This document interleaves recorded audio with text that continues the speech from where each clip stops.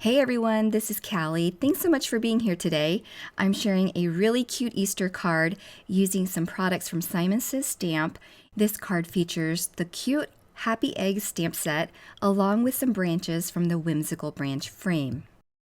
To start, I'm going to work on the background, and I have my 8x8 craft tacky mat in place so that I can put my paper over it, ink blend, as well as ink blend some die cuts later.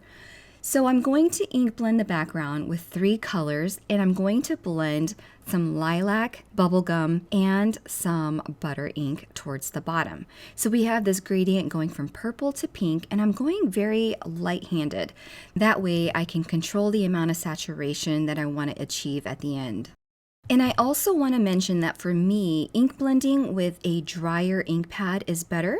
It doesn't pick up too much ink, and it doesn't soak up in the bristles, and you get less harsh lines and bristle marks on an ink blended panel. So I like to be able to control the amount of ink that's going onto the cardstock as well as what's on the brush. And that's why I use the back of the lid to kind of help blend the ink into the bristles before I go to paper. Next, I'm going to apply some paste using the Hippity Hoppity stencil. This stencil is an older one, but it's so much fun. I love the cute font, and it just adds an extra element of texture and surprise to this fun card. So I'm going to use a media spatula here to apply this light and fluffy paste all over the entire panel.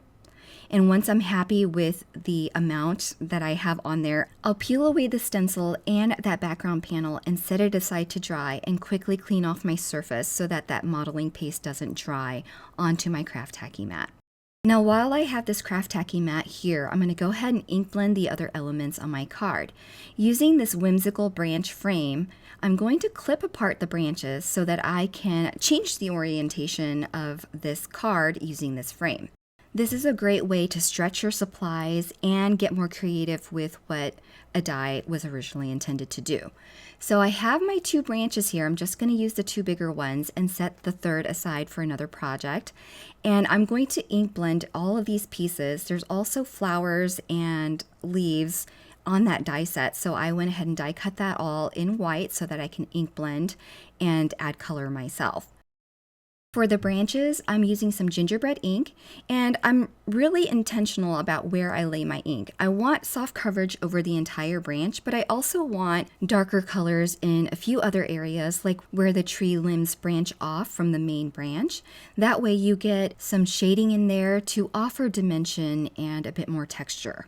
Okay, so now I'm going to ink blend all these little leaves with some Fairway ink, applying more ink towards the base of the leaves and getting lighter towards the tips. And then I'll quickly do the flower centers with some yellow ink as well. And I'll finish off here with some rose ink on the flowers. Start off with a even coverage over all of the flowers, then I'll go back in and intensify the outer edges and leaving some areas white so that we can create that, again, dimension like we did on the branches. Once I'm done ink blending, I'll just remove all of those little pieces and clean off my craft tacky mat before putting it away. I'm going to give my craft tacky mat a few spritz of this ultra clean spray and then just wipe it all off with a microfiber cloth. Now I'm piecing together my flowers, adding a dab of glue at the center of all the flowers and then adding the yellow pieces over those flower centers. Once I'm done with this step, I can set all of that aside and work on the next step, which is using this adorable Happy Egg set along with its coordinating dies. I love that these eggs spell out the word Easter, so I'll stamp those eggs and add some other eggs as well for decoration and some filler eggs in the background. Each egg is stamped with 2 colors, a lighter color and then sponged with a darker color to create additional shading.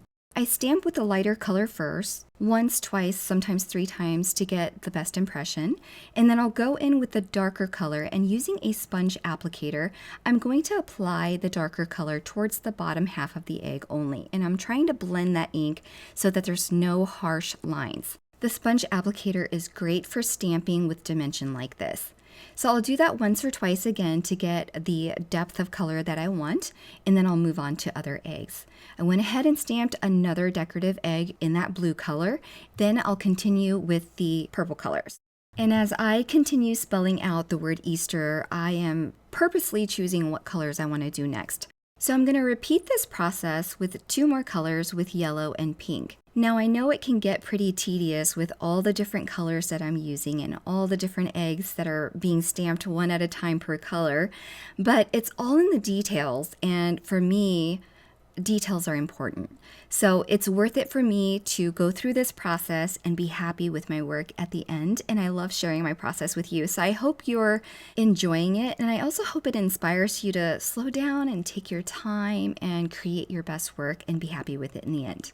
And I know I'm using a lot of different ink colors here, so if you're interested in the colors that I use, be sure to check out the links below, and I'll list it all out on the coordinating blog post as well.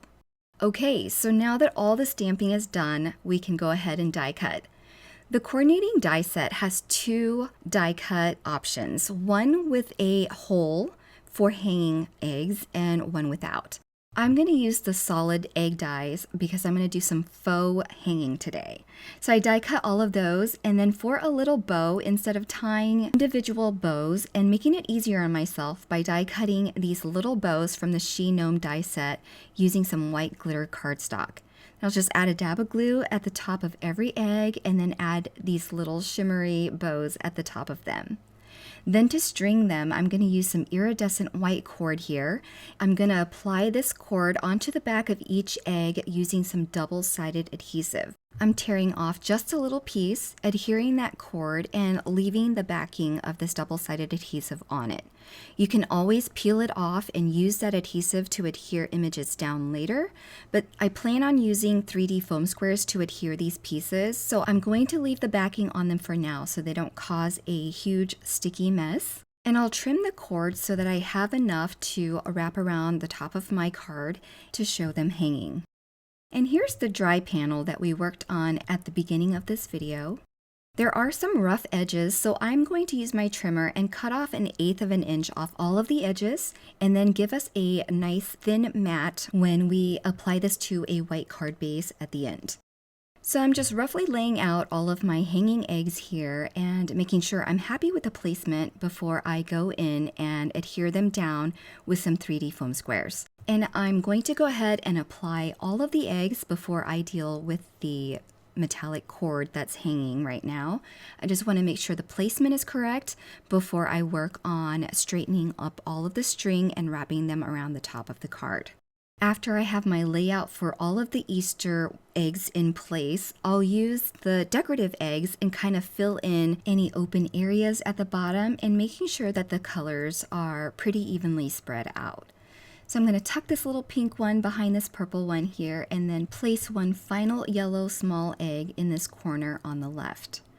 Okay, so now that all of my eggs are down, I can go ahead and flip this over, and I'm going to use that double-sided adhesive again to place a strip of adhesive across the top so that when I go and wrap this metallic cord around the card, it has something to adhere to. I'll just grab the cord for each egg and just work my way across the panel until I get all of the cord strung for all of these eggs. When done, I'll flip it over and then use another layer of that double-sided adhesive to secure that cording in place and also to hide that raw adhesive so that I can work on the other elements without there being some adhesive on the back exposed. I also trimmed the excess cording on the back to remove any bulk before I adhered these branches to the front of the card. To adhere them, I'm using some more 3D foam squares and just cutting down little strips so that I can place them behind the branches so that I can apply them to the card with the same dimension as the eggs. Then I'll use my scissors once these branches are applied and just cut off the overhang of the branch limbs on the sides of the card. And then I can flip it over again and add all the little details from the flowers and foliage that I ink blended earlier. I'm adding a dab of glue for each piece and layering the flowers on top of the foliage that I'm placing down. And in 2 or 3 of the places, I did add a little bit of foam underneath where the branches are a little bit thinner so that there's a bit more support for the flower and the foliage that's going over the top of those branches. Okay, so I'll set that aside and work on a sentiment. I decided to choose some purple because I thought that would coordinate with the background as well as some of the purple eggs on the card as well.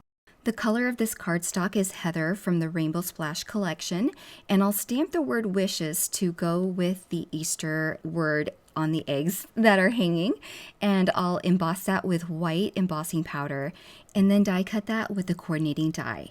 Now before I attach that, I'm going to go ahead and attach my entire panel to this card base. I removed the backing for that adhesive at the top of this card panel and used liquid adhesive for the rest of the panel. When that top panel is securely in place, I'm going to use some small, thin 3D foam squares to attach to that sentiment and adhere it in place on top of the card. You can stop here, but I wanted the opportunity to use this pastel ice embellishment mix again. The colors in this embellishment mix are perfect for the colors on this card, so I decided to add a few here and there, trying to coordinate the colors with the eggs that are hanging so that they're close by. And that is the final detail for this card. I hope you enjoyed this process. I know it was a little longer than my usual, but I planned ahead and really wanted to execute this to perfection. So I hope you liked it and that it gives you more Easter inspiration for your crafting. Thanks so much for stopping by, and I hope you all have a great day. Bye, everyone.